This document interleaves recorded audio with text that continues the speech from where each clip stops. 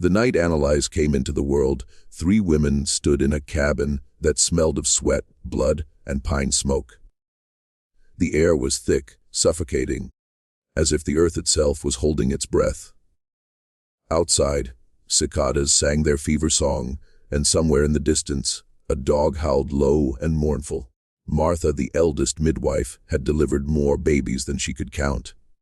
Strong boys, sickly girls, stillborns wrapped in cloth and buried without names. But she had never delivered a child like this. The mother was barely 16.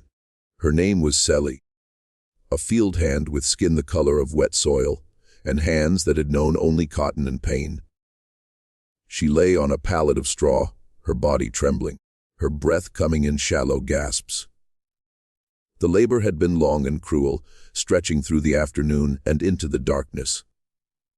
The other women, Esther and Ruth, wiped her forehead with damp rags and whispered prayers that felt hollow in the oppressive heat. When the baby finally came, it did not cry. Martha caught the tiny, slick body in her calloused hands and froze. The child's eyes were open, wide, staring, and blue.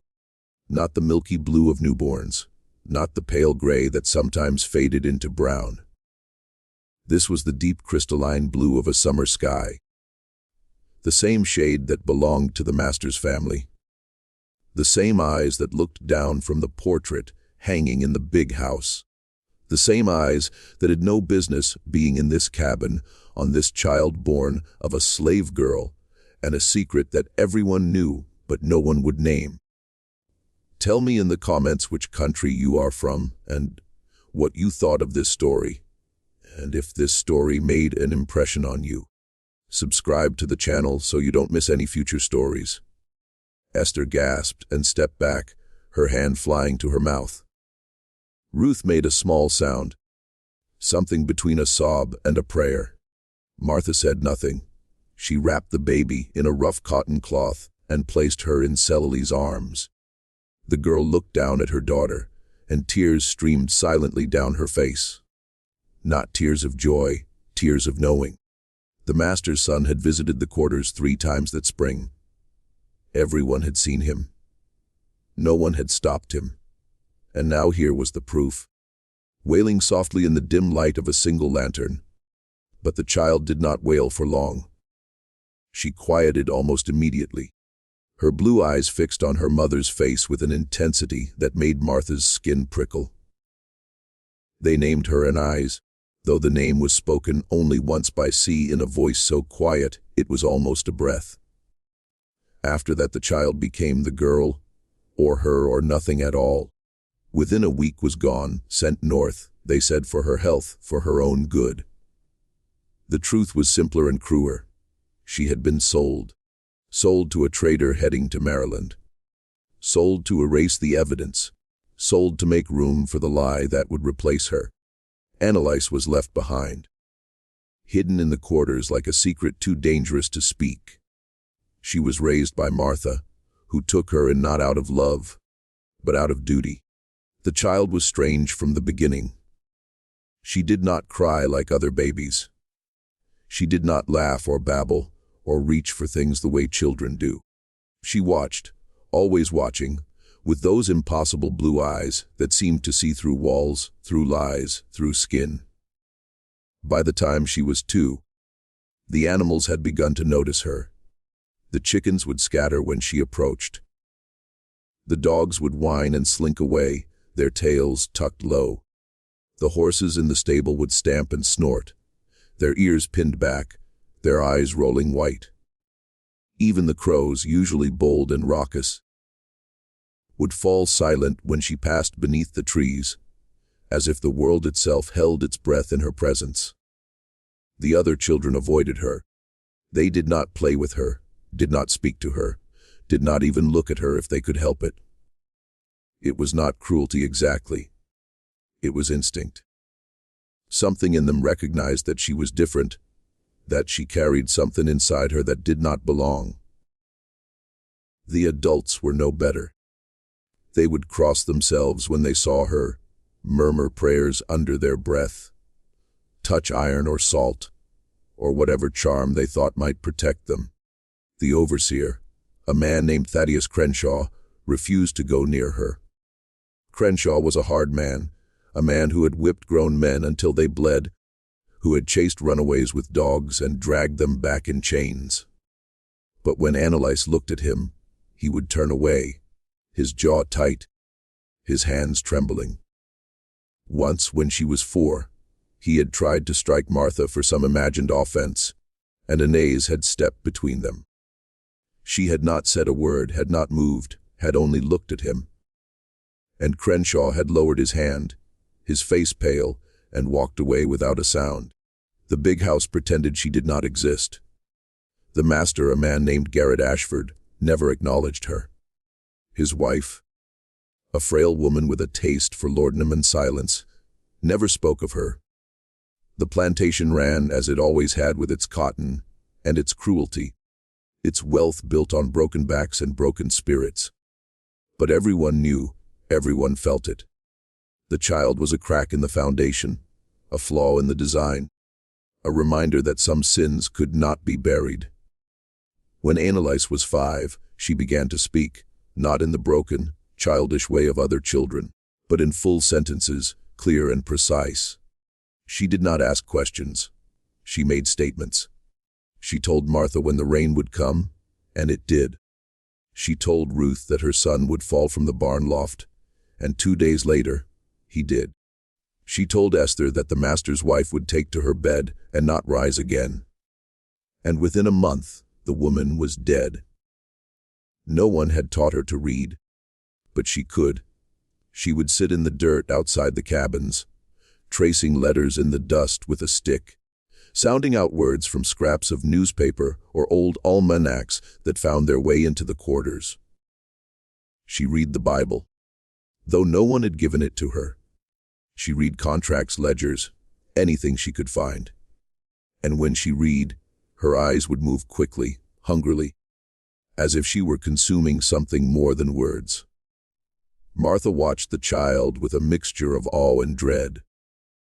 There were nights when she would wake to find Anelise standing at the window, her small form silhouetted against the moonlight, her lips moving soundlessly, as if speaking to someone only she could see.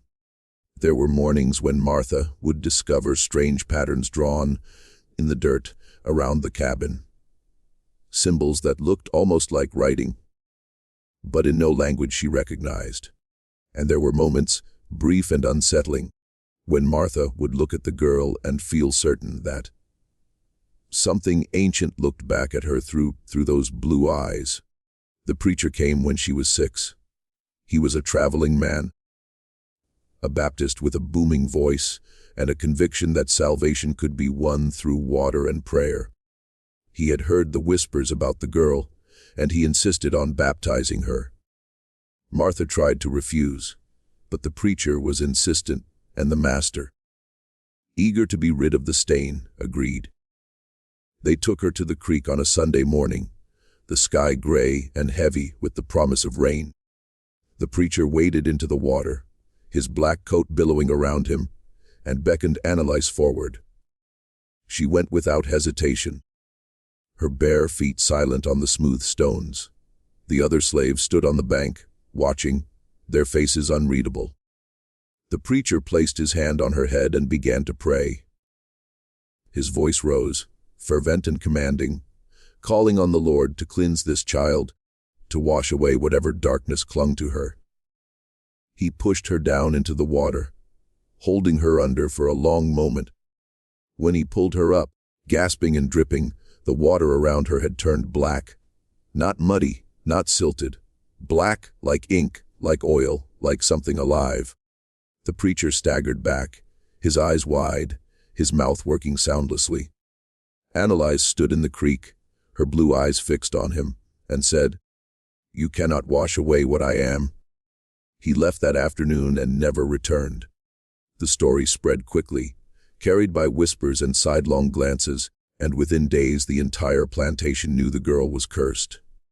The girl was unholy. The girl was something no one could name. Doctors came after that. Men in fine coats with leather bags full of instruments and theories. They examined her, measured her, tested her. One physician, a man from Savannah with spectacles and a notebook, wrote that she possessed a nervous perception beyond human sense. He claimed she could hear heartbeats from across a room, could sense when someone was lying, could predict events with uncanny accuracy. He spent to clear his throat 3 days at the plantation conducting experiments, asking questions, taking copious notes. On the morning of the 4th day, he gathered his things and prepared to leave. Martha found him in the yard loading his bags into his carriage. His hands were shaking. "What did you find?" she asked. The doctor looked at her, his face ashen. "I found," he said slowly, "that there are things in this world that science cannot explain and perhaps should not try to." "What did she do?" He climbed into his carriage and took up the reins. "She looked at me," he said quietly, "and told me about my daughter, the one I lost 15 years ago, the one no one knows about.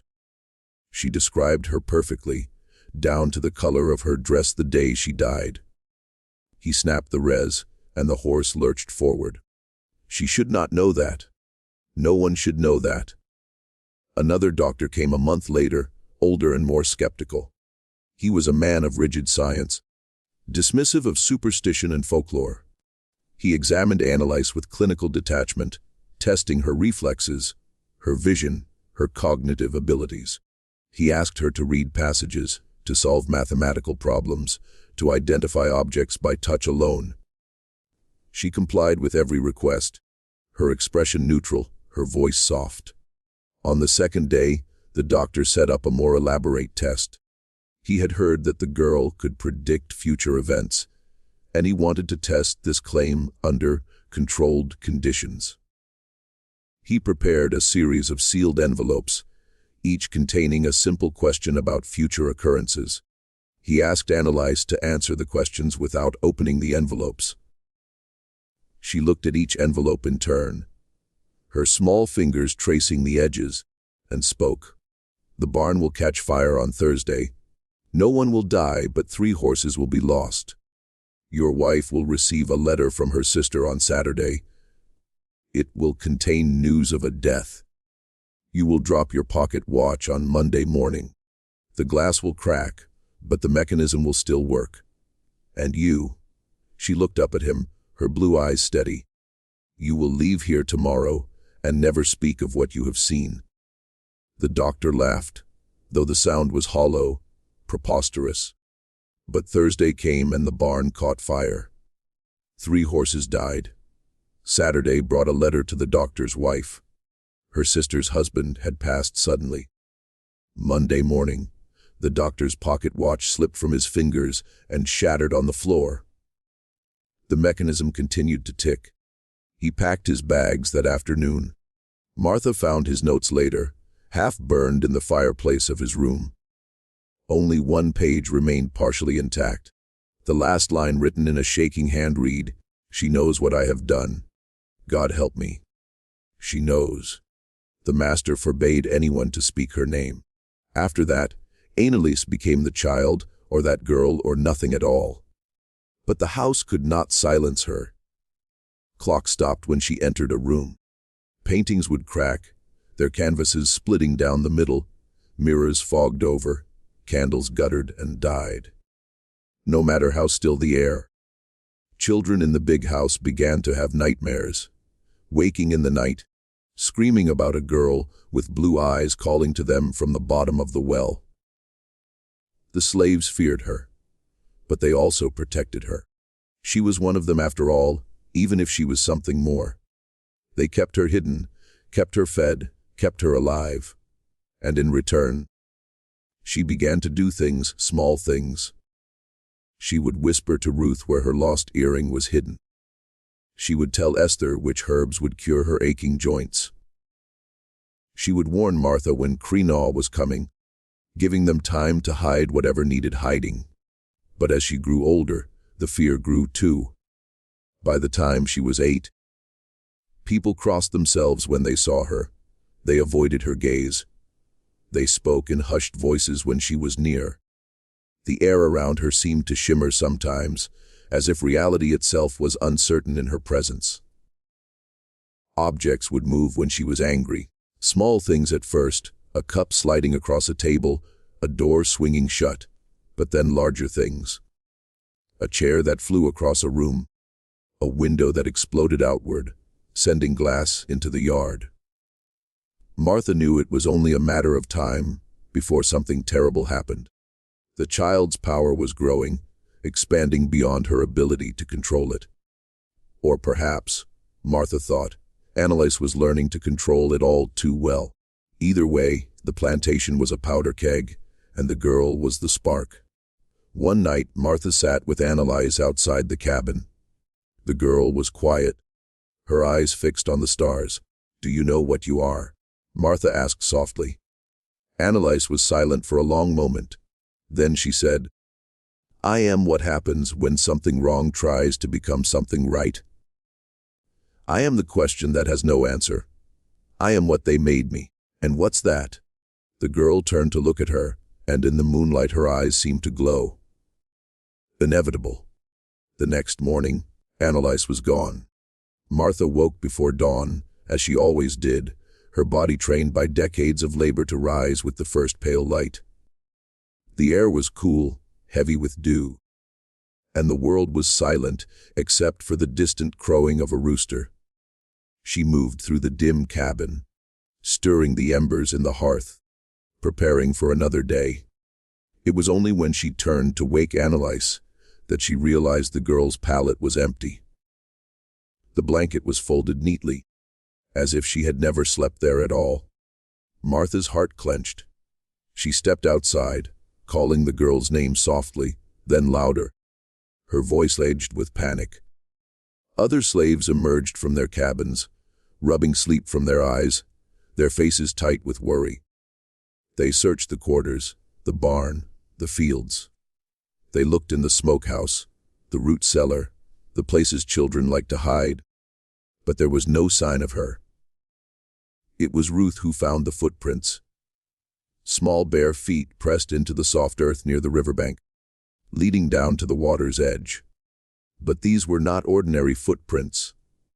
They glowed faintly in the morning mist, a pale luminescence that made Ruth's breath catch in her throat. She called the others, and they came running, their faces pale.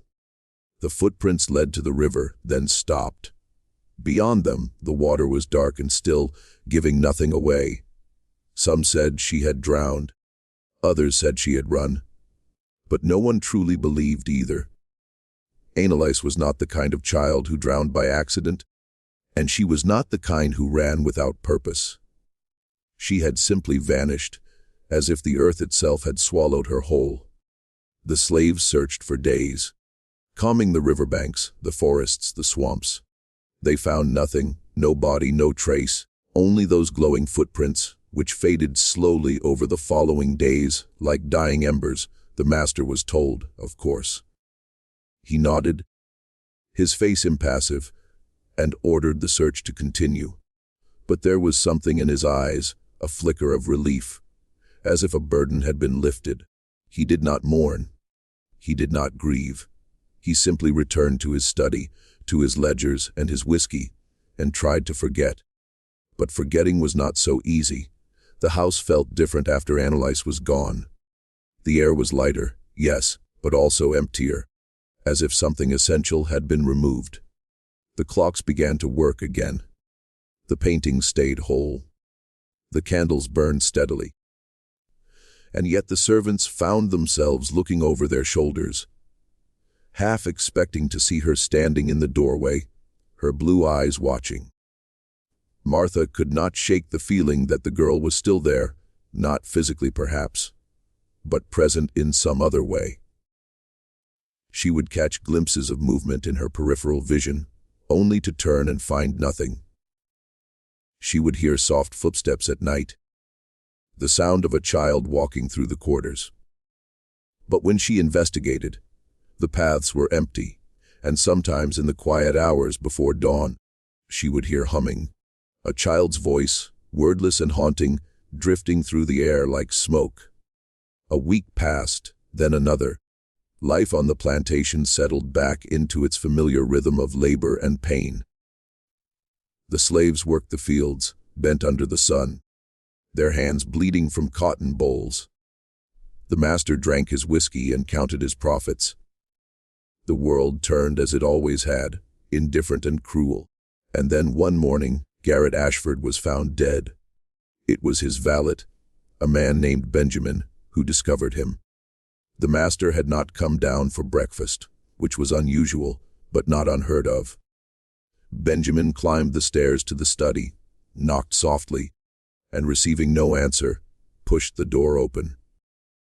Garrett Ashford sat at his desk, his body slumped forward, his hands resting on the polished wood. His eyes were open, staring at nothing, wide, unblinking, and blue. Not the gray-green they had been in life, but the same impossible crystalline blue as Anelise's. Benjamin stumbled back, his hand over his mouth, and ran for help.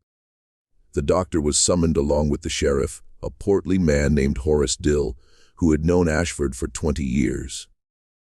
They examined the body, searching for signs of violence, poison, or disease. There were none. The master's heart had simply stopped, they concluded. A natural death, if a sudden one. But neither the doctor nor the sheriff could explain the eyes, that strange, unnatural blue that lingered even in death, as if something had been left behind. The funeral was held 3 days later. It rained, a cold, relentless downpour that turned the churchyard into a sea of mud. The slaves stood at a distance, their heads bowed, their faces unreadable. The master's family, distant cousins, and an aging uncle, spoke in hushed tones about the estate, about debts and inheritances, about what would happen next. No one mentioned the girl. No one dared. But that night, as the rain continued to fall, Ruth woke to the sound of singing. It was faint, barely more than a whisper, but it was unmistakable, a child's voice, high and clear, singing a hymn in a language Ruth did not recognize. She sat up, her heart pounding, and listened. The voice seemed to come from everywhere and nowhere, carried on the wind, woven into the rain. She was not the only one who heard it. Others in the quarters woke too, their faces pale, their hands trembling. They gathered outside, standing in the mud, listening to the song that seemed to emanate from the very air. It went on for hours, rising and falling, a melody both beautiful and terrible. And when it finally stopped, just before dawn, the rain ceased as well, leaving the world silent and dripping. Martha stood in the doorway of her cabin, her arms wrapped around herself, and whispered, "She's still here." The others did not ask what she meant. They knew. Anelise had not drowned. She had not run. She had become something else, something that no longer needed a body, no longer needed to be seen. She was in the river, in the trees, in the wind. She was everywhere and nowhere, watching, waiting, remembering. The days following the master's death were strange and unsettling. The plantation operated in a kind of limbo, waiting for the new master to arrive and claim his inheritance. The overseer, Thaddeus Crenshaw, took charge in the interim, his cruelty amplified by the absence of oversight. He drove the workers harder, punished infractions more severely, as if trying to assert his authority through violence. But Crenshaw was afraid. Everyone could see it. He carried a pistol now, even in daylight. He flinched at sudden sounds. He avoided certain parts of the plantation, the riverbank where the footprints had been found, the master's old study, the well in the center of the quarters. And at night he drank himself into a stupor, muttering prayers and curses in equal measure. One evening, as dusk settled over the land, Crenshaw was making his rounds through the quarters. He was drunk, swaying slightly, his eyes red and unfocused. He stopped in front of Martha's cabin and pounded on the door. "Where is she?" he shouted. "Where's the demon child?" Martha opened the door slowly, her face calm. "She's gone, Larry." Sho grabbed her by the arm, his fingers digging into her flesh. "She's here. I can feel her. I know she's watching. Let go of me. Tell me where she is." And then the temperature dropped, not gradually, but instantly, as if winter had descended in a single breath. Krenaw's grip loosened, his breath misted in the sudden cold. Around them, the other slaves stepped back, their eyes wide. And from somewhere close, impossibly close, came a voice. "I am here." Krenaw spun, his hand going to his pistol. But there was no one. Just the empty path, the darkening sky, the shadows lengthening across the ground. "Show yourself," he screamed. "You want to see me." The voice was soft, almost gentle. "Are you certain?" And then she appeared, not solid, not quite real, but there nonetheless, a shape in the gathering darkness, a child's form outlined in pale light. Her eyes were the only thing truly visible. Those blue burning eyes that seemed to contain all the sorrow and rage of the world. Krenaw raised his pistol, his hand shaking violently. "Stay back. Stay back, demon." "I am not the demon here," Anelise said quietly, and then she began to speak, her voice growing stronger, more resonant.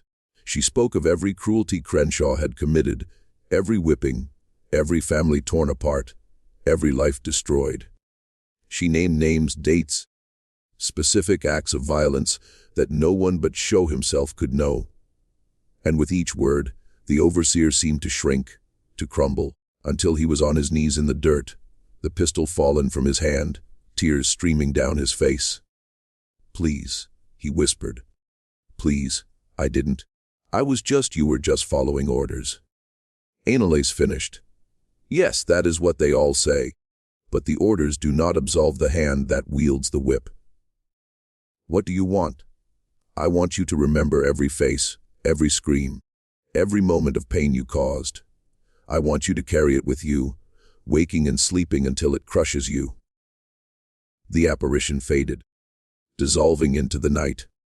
Crenshaw remained on his knees, sobbing, his mind fractured by the weight of his own guilt. The slaves watched in silence, and no one moved to help him. Martha looked down at the broken man and felt no pity. Only a grim satisfaction that at last someone was being held accountable. The next morning, Krenaw was found wandering the fields, speaking nonsense. His eyes vacant. The doctor declared him insane, and he was sent away to an asylum in Milligville. He would spend the rest of his life there, trapped in memories he could not escape, haunted by a child's blue eyes that followed him even into sleep. And the slaves gathering in the quarters that evening spoke in whispers of justice. Not the justice of courts or laws, but something older, something deeper, the justice of the wronged, rising from the earth to claim what was owed. Martha sat outside her cabin, smoking her pipe, and looked toward the river. "Rest now, child," she murmured. "Rest now." But she knew in her bones that Anelise would not rest. Not yet. Not until every debt was paid. The new master arrived on a Tuesday morning in early autumn, when the air had begun to cool and the leaves were just starting to turn. His name was Richard Ashford, nephew to the late Garrett, and he came from Charleston with his wife Constance, and a determination to restore the plantation to profitability. Richard was younger than his uncle, perhaps 35, with sharp features and sharp eyes. He moved through the world with the confidence of a man who had never been told no, never faced consequences, never questioned his right to own other human beings. Constance was different. She was thin and pale with nervous hands that fluttered like trapped birds. She wore her religion openly, carrying a worn Bible and speaking frequently of providence and God's will. She was, Martha observed from a distance, the kind of woman who used piety as armor against the uncomfortable truths of her existence. She did not want to see the suffering around her, so she cloaked it in scripture and called it divine order. Richard wasted no time asserting his authority. He hired a new overseer, a man named Silas Webb, who made Crennaw look merciful by comparison. Webb was methodical in his cruelty, approaching punishment with the cold efficiency of a craftsman. He kept detailed records of infractions, real or imagined, and meted out consequences with calculated precision. Under his management, the plantation ran more smoothly, produced more cotton, generated more profit, and the slaves suffered more deeply than they had in years. But something had changed on the land itself. It was subtle at first, easy to dismiss as coincidence or imagination.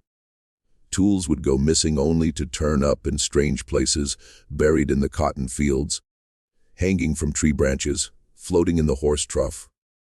Livestock grew restless, refusing to graze in certain areas, their eyes rolling white with fear. Workers in the fields would stop mid-task, their faces distant, as if listening to a voice only they could hear. The house began to show signs of disturbance as well.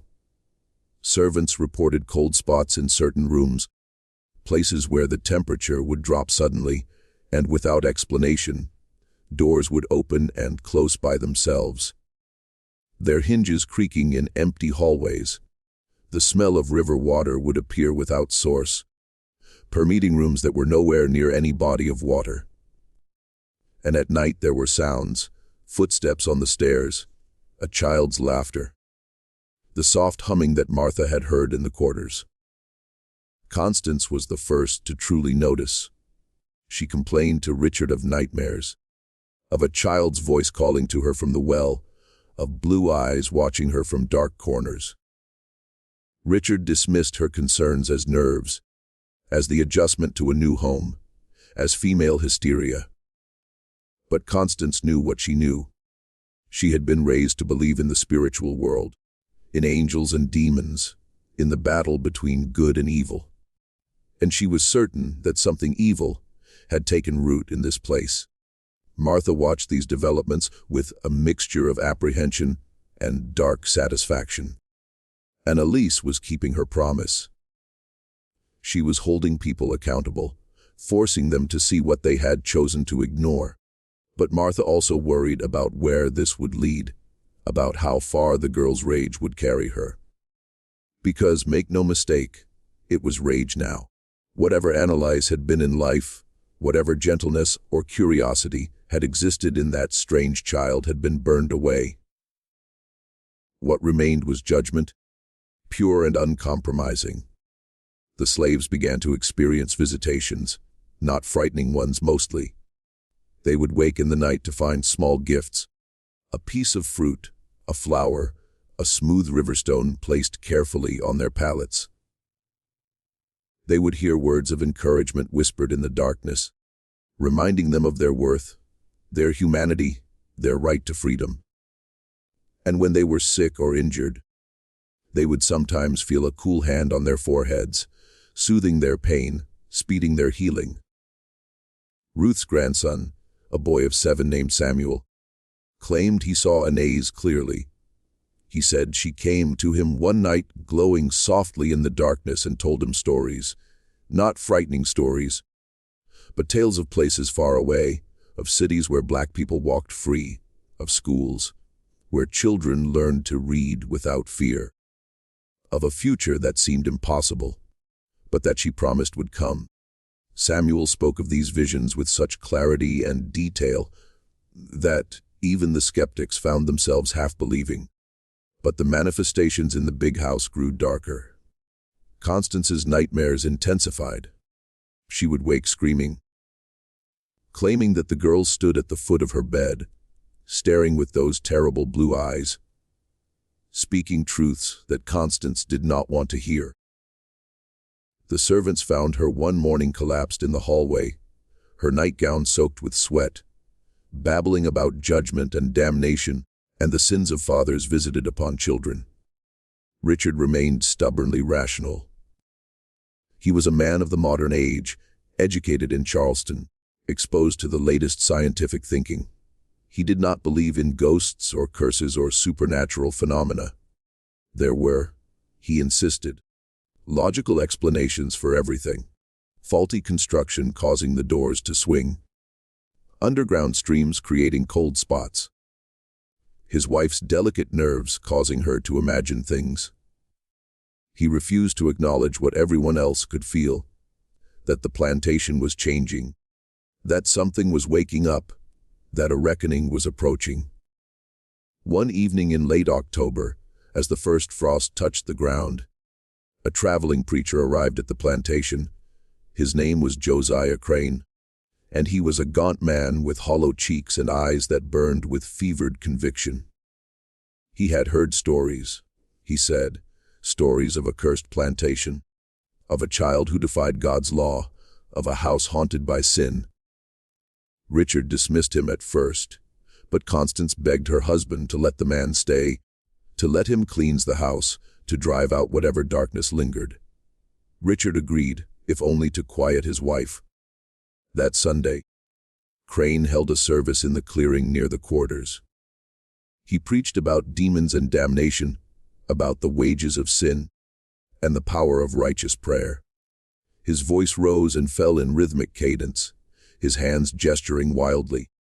The slaves attended because they were forced to, standing in the cold, their faces blank, their thoughts elsewhere. Martha watched from the back, her arms crossed, her expressions skeptical. She had seen preachers before, men who claimed to speak for God while ignoring the suffering all around them.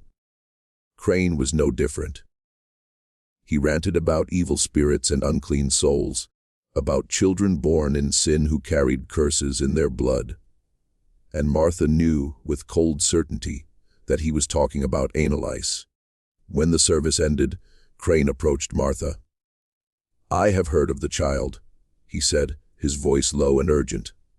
"The one with the devil's eyes." Martha said nothing. "She must be found," Crane continued.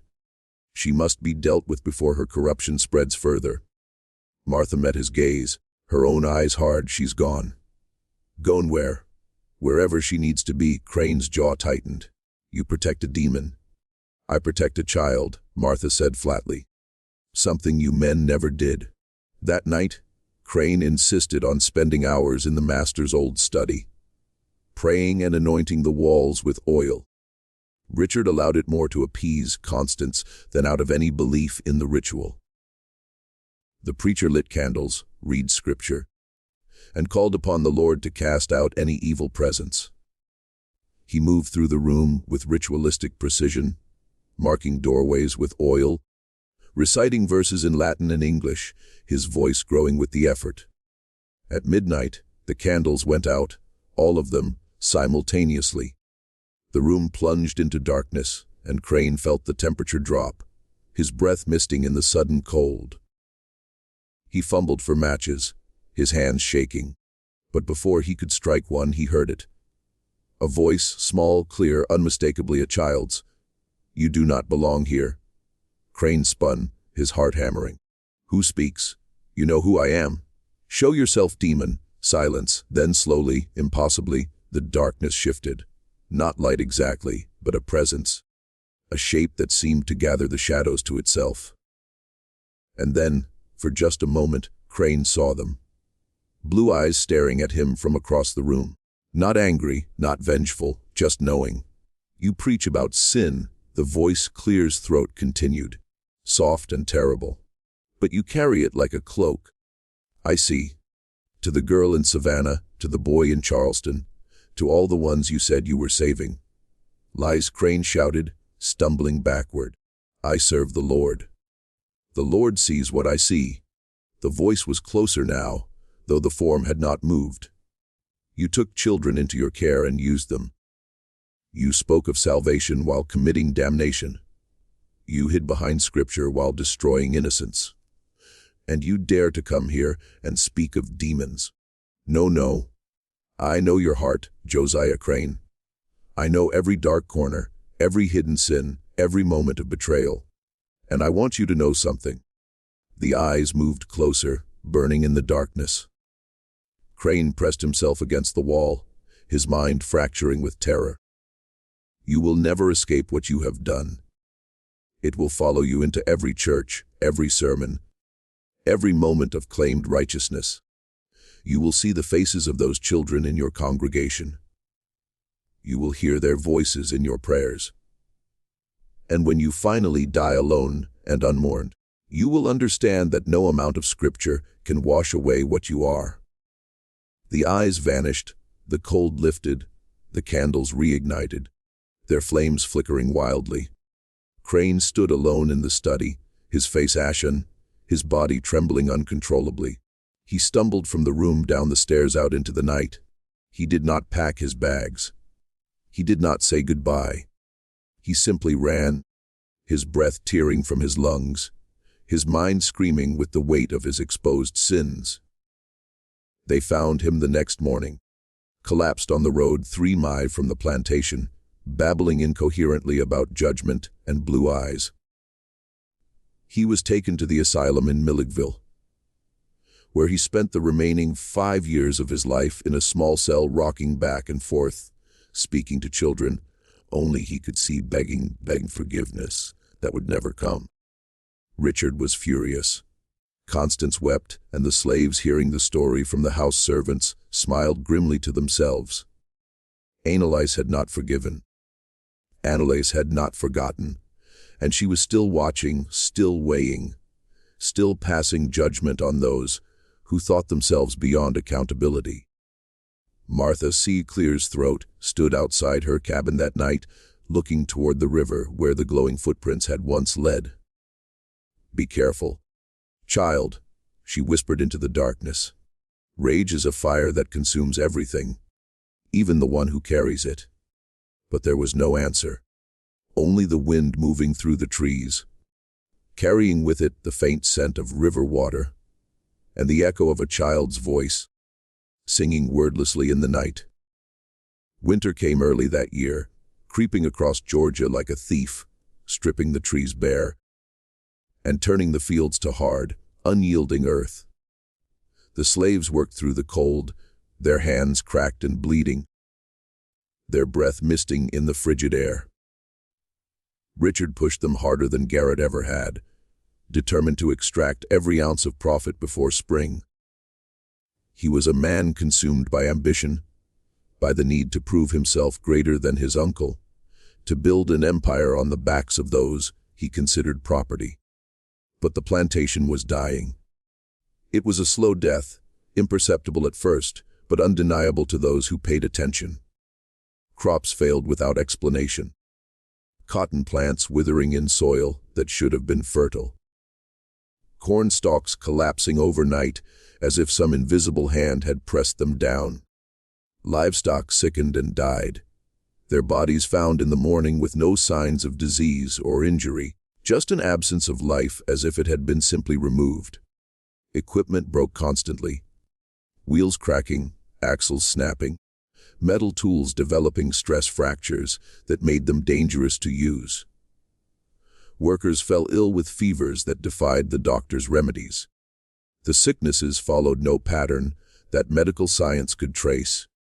Some recovered quickly, others lingered for weeks, their bodies wasting away despite treatment. And a few simply died, their hearts stopping in the night for no reason the doctor could determine. With each death, Richard grew more frustrated, more desperate, driving the remaining workers harder to compensate for the loss. And through it all, the house grew darker, colder, more oppressive. Constance took to her bed, barely eating, barely speaking. She claimed the house whispered to her at night, that she could hear a child crying from somewhere deep below, from the earth itself. She would wake screaming about drowning, about being pulled into dark water by small hands, about blue eyes watching her from the depths. Richard hired more doctors, brought in specialists from Savannah and Atlanta, but none could find anything physically wrong with her.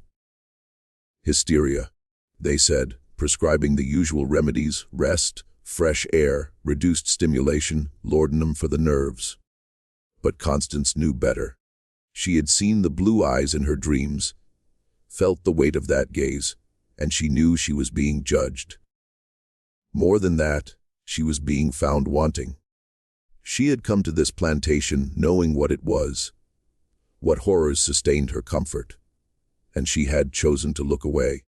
Now something was forcing her to look, to see, to acknowledge what she had accepted. The slaves began to disappear. Not many at first, just one or two. A young man named Samuel vanished one night, his bed empty, his few belongings left behind. Then a woman named Grace, then an older man named Isaiah. Richard accused them of running, of escaping north, and he sent dogs and men to track them. But no trail was ever found. No torn clothing in the woods. No scent for the dogs to follow, no sightings reported. It was as if they had simply ceased to exist, erased from the world like mistakes rubbed from a page. But Martha knew differently. She saw the truth in the way the others looked at her, in the questions they did not ask. The missing slaves had not run. They had been taken. Taken by something that moved in the dark, something that remembered every cruelty, every injustice, every moment of suffering. Taken by Anelise, or by whatever Anelise had become. The disappearances were selective. Martha noticed Samuel had been Webb's favorite target, the young man most frequently whipped for imagined infractions. Grace had been violated by one of the field supervisors, her complaints ignored and punished. Isaiah had been sold away from his family years ago, his wife and children scattered across 3 different plantations. His grief used as a tool to break his spirit. Each of the missing had suffered in specific personal ways, and each had vanished without a trace. One night, Ruth came to Martha's cabin, her face drawn with a mixture of fear and something else, something that might have been hope. "It's happening again," she whispered. "The singing." Martha rose without a word and followed Ruth outside. The air was bitter cold, the sky clear and filled with stars that seemed too bright, too close. And there, carried on the wind, was the sound, that same high, clear voice singing in a language that predated words. A melody that resonated in the bones and made the soul ache with recognition. It was sorrow and rage and promise all woven together.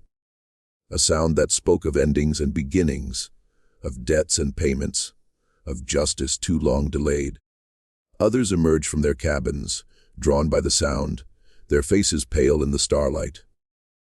They stood in silence listening, and some began to weep without knowing why. The singing went on for hours, weaving through the night like a thread of light in darkness, connecting them all to something larger than themselves, something that refused to be forgotten or denied. And then, just before dawn, it stopped. In the silence that followed, the slaves returned to their cabins, but none of them slept. They lay awake, listening, waiting for whatever would come next, because they all knew now with absolute certainty that something was coming, a reckoning, a balancing of scales, an ending that would also be a beginning. It came 3 nights later. Richard had called a meeting in the quarters, demanding to know where the missing slaves had gone. He stood before them, Webb at his side, his face flushed with anger and whiskey. The slaves had cost him money, he shouted. They were his property, and someone would be held accountable for their loss. "Someone knows," he bellowed, his words slurring slightly. "Someone is hiding them. Someone is helping them run, and if you don't speak, you'll all pay." No one spoke. The slaves stood in silence, their faces carefully blank, their eyes on the ground. Richard's fury mounted.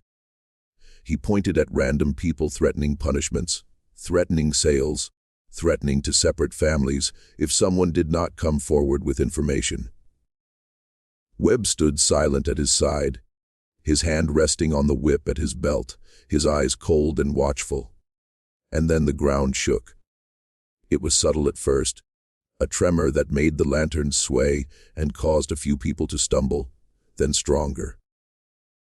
The earth rolled beneath their feet, a deep grinding rumble that sent people scattering in panic. Richard's eyes widened as he fought to keep his balance.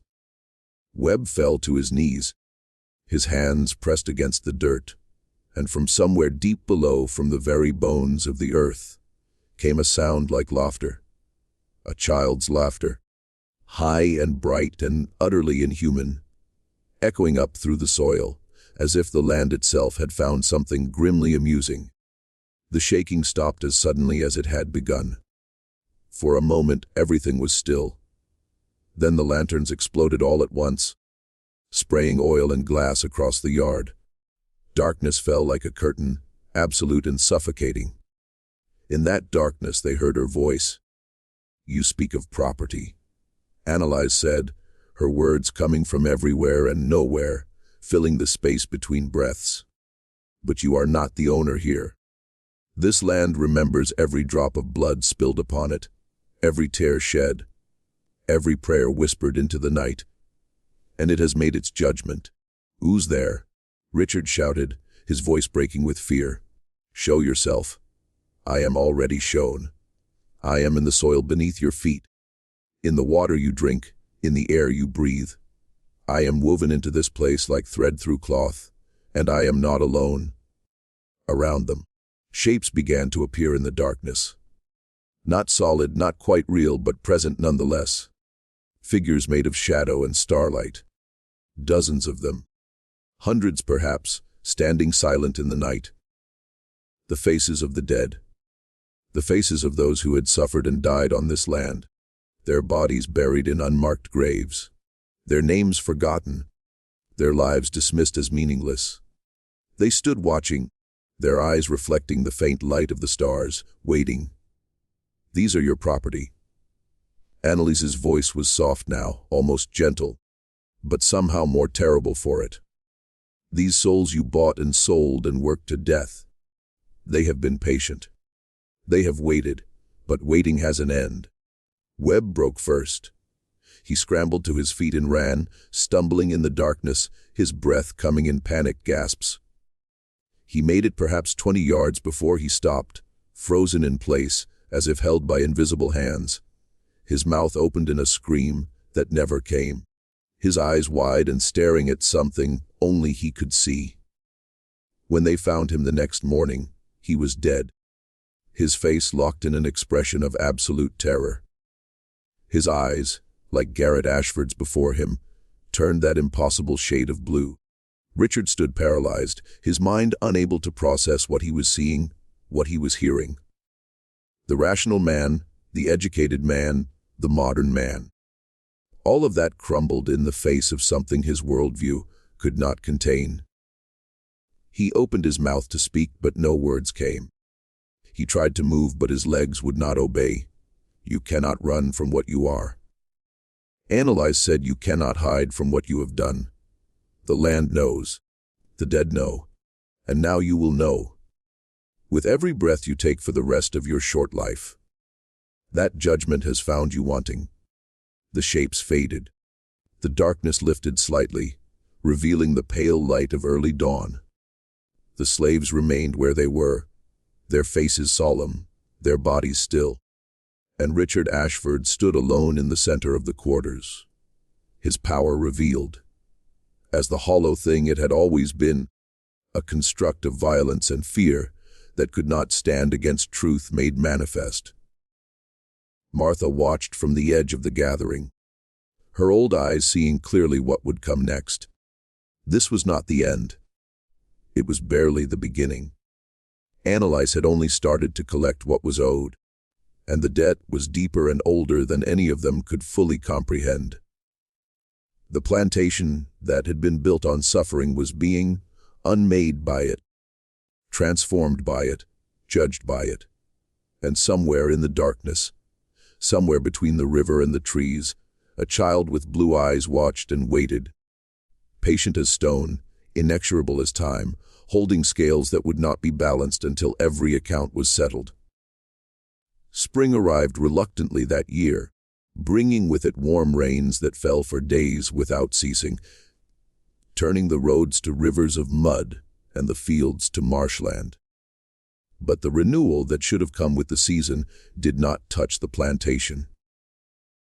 Seeds planted in the ground refused to sprout, or sprouted and then died, their pale shoots wilting as if poisoned. The river ran low and dark, its water tasting of iron and decay, unfit for drinking.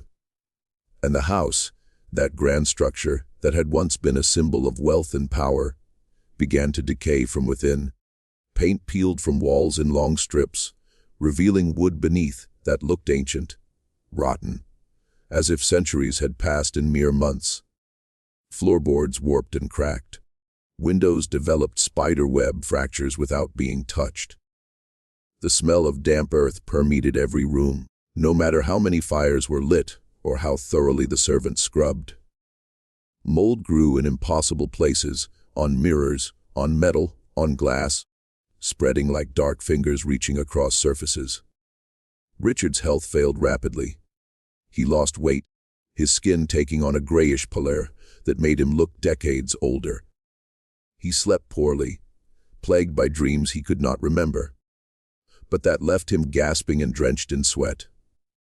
When he did sleep, the servants reported that he spoke in his dreams, carrying on conversations with people who were not there, answering questions no one had asked, pleading in a voice thick with terror.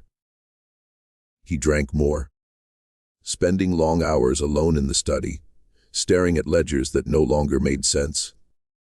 The numbers seemed to move on the page, rearranging themselves into patterns that looked almost like words, almost like accusations. He would find himself reading passages he had not written, margin notes in his own handwriting that he could not remember making, calculations that added up to impossible totals.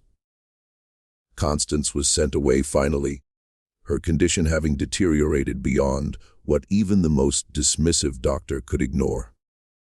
She went without protest, her eyes empty, her mind elsewhere. When the carriage came for her, she looked back at the house once, and Martha, watching from the quarters, saw recognition in that glance. Constance knew what was happening, knew and could not stop it. She had tried to look away for too long, and now she could see nothing but what she had ignored. Richard told people she was recovering in Savannah, that the country air had been too harsh for her constitution, that she would return when she was stronger. But everyone knew the truth. The house had broken her.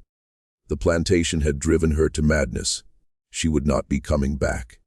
The slaves, meanwhile, had developed their own rituals. They left offerings at the riverbank, flowers, bits of bread, strips of cloth, small carved figures made from wood or stone. They whispered prayers to Anelise, asking for protection, for mercy, for justice. The offerings were always gone by morning, taken by the river, or taken by something else. No one was quite sure. Some saw her as a guardian, a spirit who punished the wicked and watched over the oppressed. They told stories about her to the children, tales of a girl with eyes that saw through lies, who remembered every wrong and repaid it in kind. Others feared her, believing she had become something monstrous, something that fed on suffering and rage that had grown beyond any human understanding or control. Martha neither prayed nor left offerings. She simply waited as she had always waited, knowing that whatever was coming would arrive in its own time. She was not afraid. She had raised Anelise, had seen the child's strangeness from the beginning, and she understood in a way the others did not, that the girl had always been more than human. She had been born of violence and silence, shaped by cruelty and denial, and those forces had transformed her into something the world could not contain. One evening in late April, as the sun set in streaks of red and gold that looked almost like blood in the sky, a stranger arrived at the plantation. He was a tall man, well-dressed, with sharp eyes behind wire-rimmed spectacles, and an air of quiet authority. He introduced himself as Dr. Nathaniel Harrow, a physician and researcher from Boston. He had heard, he said, of the unusual events at the Ashford plantation, and he was interested in documenting them for scientific purposes. Richard, desperate for answers, for some explanation that made sense in the rational world he understood, agreed to let Harrow stay. The doctor set up in one of the guest rooms, filling it with notebooks, scientific instruments, and various curiosities. Jars containing preserved specimens, books on mesmerism and animal magnetism, devices for measuring electromagnetic fields and atmospheric pressure. Harrow was methodical in his approach. He interviewed the slaves, though most were reluctant to speak openly. He examined the house, taking measurements of temperature and humidity, noting cold spots and areas where his compass behaved erratically. He collected samples of water from the river, soil from the fields, even scraping material from the walls where mold grew in those strange patterns. He spoke with Richard at length, documenting the timeline of events, the sequence of deaths and disappearances, the physical manifestations that had been reported. Richard was eager to talk, grateful to have someone who approached the situation with scientific skepticism rather than superstitious fear. Harrow listened carefully, taking copious notes, asking precise questions, his face betraying nothing of what he thought. But Harrow was not quite what he appeared to be. He was indeed a physician, indeed a researcher, but his interests ran to phenomena that conventional science dismissed or ignored. He had studied cases of unexplained events across New England and the South, documenting instances of what some called hauntings, others called possession, and he called persistent consciousness manifestation. He had developed theories about how trauma and injustice could imprint themselves on physical locations, about how suffering could generate forces that transcended normal physical laws. And he had heard of children like Anelise before, children born with abilities that seemed to bend the rules of nature, children who existed at the edges of the explicable. He had never documented such a case so thoroughly, never had the opportunity to study the phenomenon in such detail. This plantation represented a unique opportunity for research, and he intended to take full advantage of it. On his third night at the plantation, Harrow conducted a formal experiment. He set up instruments in the master's old study, thermometers, electromagnetic sensors, cameras with slow exposure plates that could capture images over extended periods. He wanted to document evidence of the phenomenon, to capture proof that something genuinely anomalous was occurring. He sat alone in the dark, his notebook open, his pen ready, his mind alert and focused. At midnight, the temperature dropped precipitously. Harrow's breath misted in the air, and he noted the temperature reading 42 degrees, a drop of nearly 30 degrees in less than a minute. The electromagnetic sensors began to react, their needles swinging wildly, registering fluctuations that made no physical sense. The glass bulbs in his detection devices flickered with pale light, responding to some force he could measure but not explain. And then he heard it. The voice, small, clear, unmistakable. "Why do you seek me?" Harrow's heart raced, but he kept his voice steady, professional. "I want to understand." "Understand what?" "What you are, how you exist, the mechanisms by which consciousness can persist beyond physical death and interact with material reality." A pause. Then, with something that might have been amusement, "You use many words to avoid saying ghost. I prefer to describe phenomena accurately rather than relying on superstitious terminology. But that is what I am. Is it not? A ghost, a specter, a force that lingers, something that should not be but is." "I believe," Harrow said carefully, "that you are a form of persistent consciousness that has found a way to interface with physical matter through mechanisms we do not yet understand. You are evidence that the relationship between mind and matter is more complex than current scientific models suggest." Another pause longer than the first. "You seek to understand me so you can understand death." Harrow's breath caught. It was true, though he had never articulated it quite so directly. Yes, I have lost people as all people do, and I want to know what lies beyond. I cannot tell you that I am not beyond. I am here anchored to this place by anger and purpose. I am not what awaits you after death. I am what happens when death is denied. How did you become what you are? I was made, the voice said softly, made by violence and silence, by a system that treated people as property and children as consequences to be hidden. I was born wrong, born knowing things I should not know, seeing things I should not see, and when I understood what had been done, not just to me, but to everyone here, to all the people whose suffering built this place, I could not let it go. I could not fade. I held on to rage like a rope in the dark, and it kept me here. And now I collect what is owed.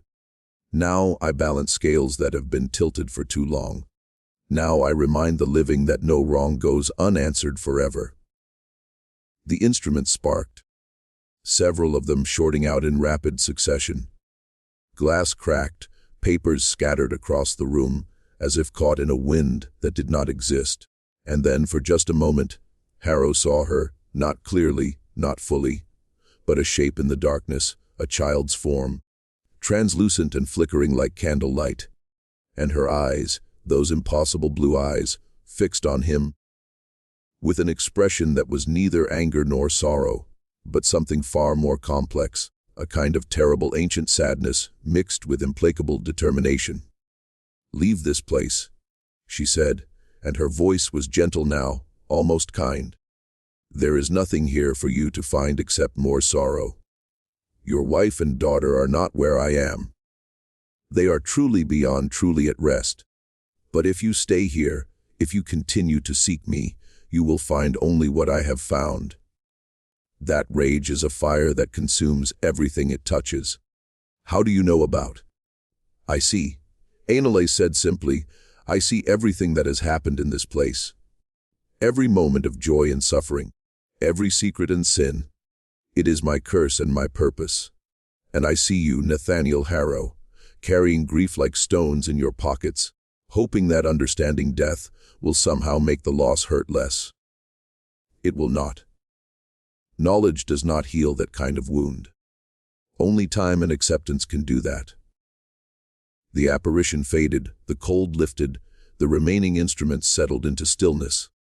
Harrow sat alone in the study, his face wet with tears he had not realized he was shedding, his notebooks filled with observations that suddenly seemed pointless and hollow.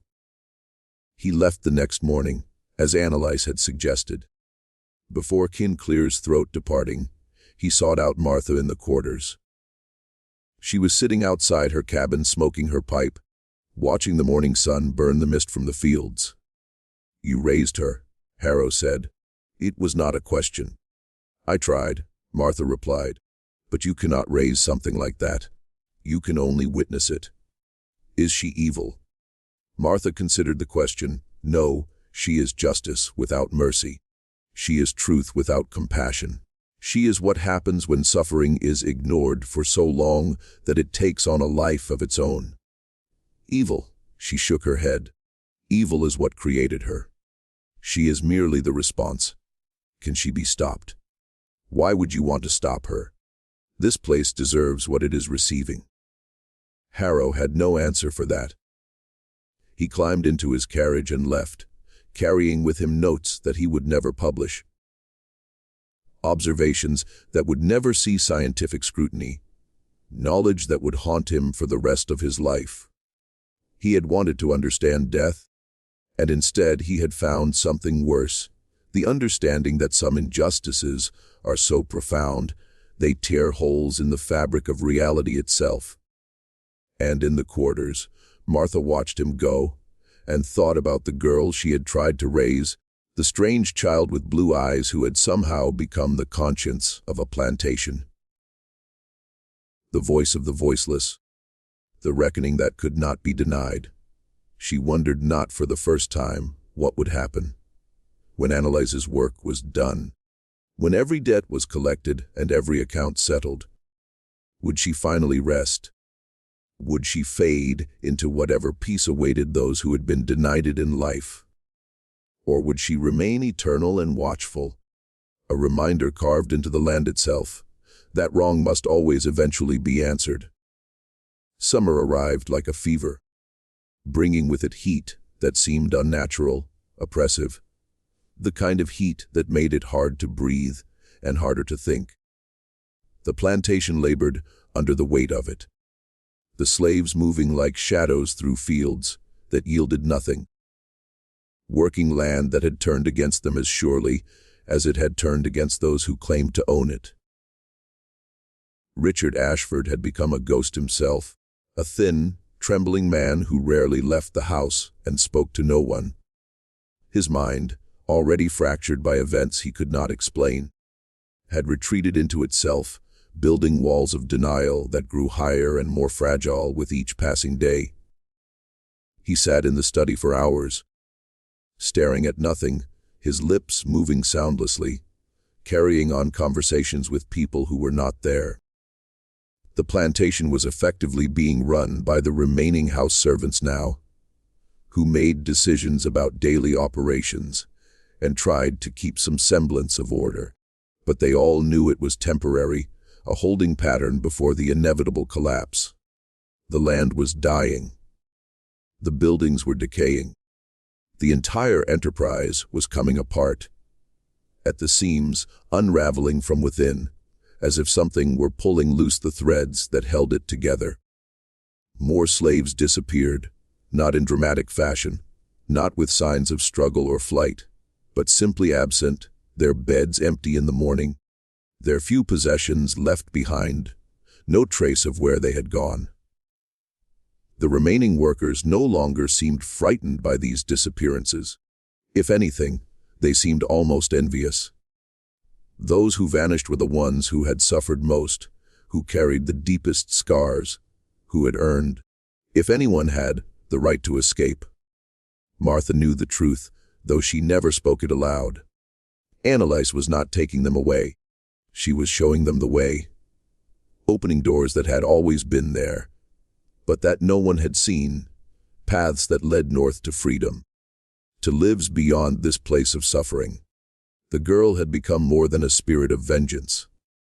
She had become a guide, a guardian, a force that both judged and protected, that punished the guilty while offering salvation to the innocent.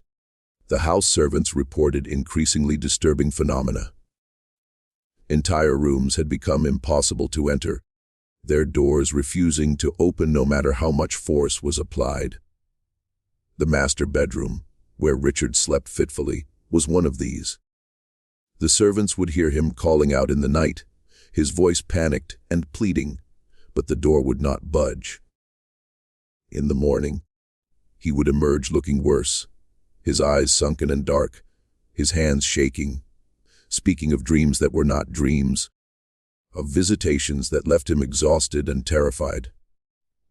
The river had risen despite the lack of rain, its dark water creeping up the banks, threatening to flood the low-lying fields. But this was not normal flooding. The water moved wrong, flowing in directions that defied gravity, pooling in places it should not reach, leaving behind residue that stained everything it touched. Animals refused to go near it. Even the most desperate humans would not drink from it, sensing something fundamentally wrong about the water, something that had nothing to do with pollution or disease, and everything to do with intention. One morning in late June, the house servants found something extraordinary. In every mirror in the house, every reflective surface, the same image had appeared overnight. It was not a reflection of the rooms or the people who looked into them. It was a scene from the past, crystallized and perfect, a young girl standing by a river, her face tilted up toward the sky, her blue eyes wide and aware. Anelise, as she had been in life, frozen in a moment of pure existence before everything had gone wrong. But more disturbing than the image itself was what appeared around it in each reflection. written in what looked like frost or condensation. Despite the summer heat were names. Hundreds of names, thousands perhaps, covering every inch of reflective surface, not occupied by the girl's image. The names of everyone who had lived and died as slaves on this plantation, going back generations. Names that had never been recorded in any ledger or official document. Names that existed only in memory and oral tradition. Names that had been deliberately forgotten or suppressed. Richard saw it and finally broke completely. He ran from room to room, trying to wipe away the names, smashing mirrors with his fists until his hands bled. But the images remained, reappearing on every reflective surface. On polished metal, on water in basins, on windows, on anything that could catch and hold light. The names would not be erased. The names demanded to be seen, to be remembered, to be acknowledged. That afternoon, Richard ordered the slaves to assemble in front of the house. It was the first time he had emerged in weeks, and the change in him was shocking. He looked ancient, his hair gone completely white, his body bent as if carrying an impossible weight. Webb was dead. The other overseers had fled, and Richard stood alone on the porch, facing people he could no longer control, no longer command, no longer pretend to own. "I want to speak to her," he said, his voice cracking. "I want to speak to the girl. Anelise, I know she is here. I know she is listening." The slaves stood silent, their faces carefully blank. Martha, standing in the front row, felt a cold wind rise despite the summer heat. "I did not make this system," Richard continued, his words tumbling out in a desperate rush. "I inherited it. I was born into it. I did not create slavery. Did not invent this hierarchy. Did not. But you perpetuated it," a voice said, cutting through his excuses like a knife. It was Anelise, though she remained unseen, her words seeming to come from the air itself. "You benefited from it. You defended it. You enforced it. And when you had the opportunity to choose differently, to acknowledge the humanity of those you claimed to own, you chose profit instead. You chose comfort. You chose to continue the sin because ending it would have cost you something." "I am sorry," Richard said, and he was weeping now, tears streaming down his face. "I am sorry for what was done, for what I have done. I am—" "Your sorrow changes nothing," Anelise said, and her voice was neither angry nor kind, simply factual. "Sorrow without action is meaningless. Regret without restitution is hollow. You cannot apologize your way out of injustice. You can only choose in each moment whether to perpetuate it or to end it. And you have always chosen perpetuation. What do you want from me?" Richard screamed, his voice breaking. "What can I do? Tell me and I will do it." There was a long silence, then softly. "Free them," Richard staggered backward. "I cannot. The law is wrong. The law is what created me. The law is what keeps people in bondage while claiming to represent justice. You hide behind it like a child behind a mother's skirts. But the law will not protect you from truth. The law will not save you from consequences. Free them. Give them the papers that say they are people, not property. Let them choose their own paths. It is the only thing that might buy you even a moment's peace before you die." "Die." Richard's voice was barely a whisper. "You are already dying. Your body knows it. Even if your mind refuses to accept it, you have perhaps 3 months, perhaps less. You can spend that time clinging to power that no longer exists, or you can spend it trying to make even the smallest amends for a lifetime of wrong. Choose." The voice faded. The cold wind died away. Richard stood trembling on the porch, his face the color of old paper, his breath coming in short, painful gasps. The slaves waited, watching, their expressions unreadable. After a long moment, Richard turned and walked back into the house. The slaves dispersed slowly, returning to their cabins, their work, their lives. No one spoke about what had happened. No one speculated about what would come next. They simply waited, as they had always waited, patient and enduring.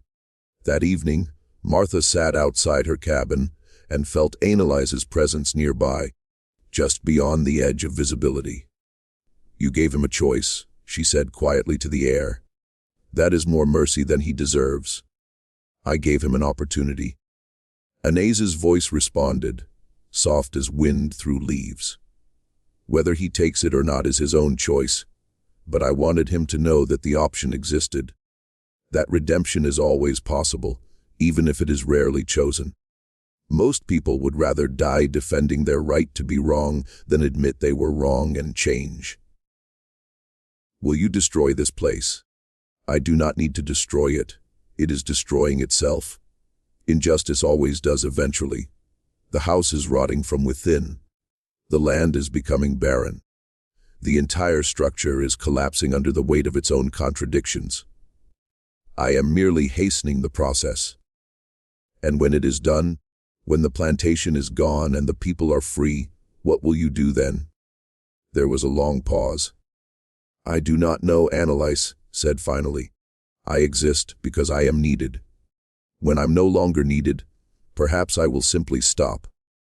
Or perhaps I will remain a memory in the land, a warning to those who come after, a reminder that wrong does not disappear simply because we stop looking at it."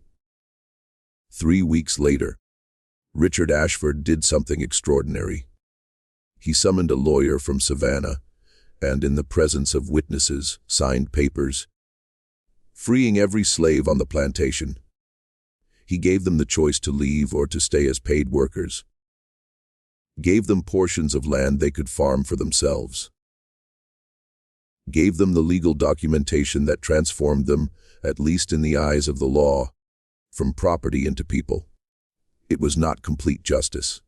It could never be complete justice. Centuries of wrong could not be undone with a few signatures. But it was something. It was an acknowledgement, a recognition, a first step toward making right what had been so terribly wrong. The slaves, former slaves now, reacted with cautious hope. Some left immediately, setting out north toward states where freedom was more than just words on paper. Others stayed, unwilling to leave the only home they had known, unwilling to abandon the graves of their ancestors, buried in unmarked plots across the plantation. They would build new lives here. They decided they would transform this place of suffering into something else, something better. Martha stayed. She was too old to travel, too tired to start over somewhere new. She would see out her days here in the place where she had raised a strange child who had become something more than human, something necessary and terrible and ultimately merciful. Richard Ashford died 6 weeks later quietly in his sleep, his face peaceful for the first time in months. They found him in the morning, his eyes closed, his hands folded on his chest. And when they looked closely, they saw that his eyes, even in death, had faded back to their original color. The blue had left him. He had been released from judgment, or perhaps had simply passed beyond its reach. The plantation slowly emptied after that. The house, already decaying, continued to fall apart, boards rotting, windows breaking, nature reclaiming what had always been hers. Within a year, it was uninhabitable. Within 5 years, it was ruins. And within a generation, it had been reclaimed entirely by the forest, reduced to foundations and fragments, stories and warnings. But people who walked near the old plantation grounds sometimes reported strange things. A child's laughter in the wind, the smell of river water where no water should be, and blue eyes watching from the shadows, patient and eternal, making sure the past was never forgotten, ensuring that the debt once paid would never be owed again.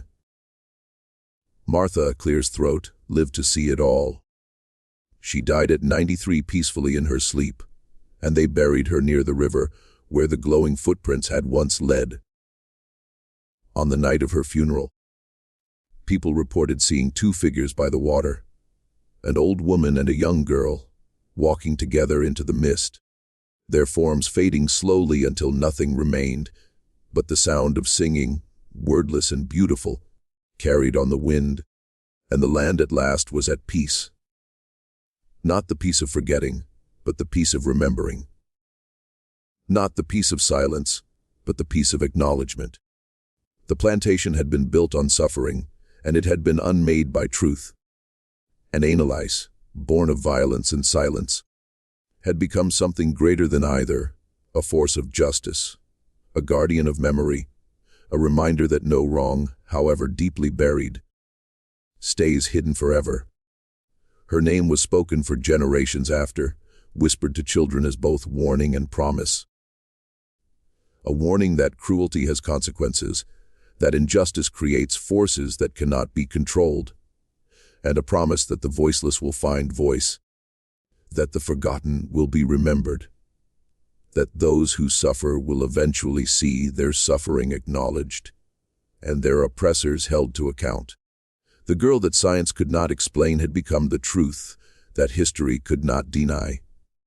And in the end, that was enough. It had to be enough, because some stories do not end with resolution, but with understanding. Not with answers, but with better questions.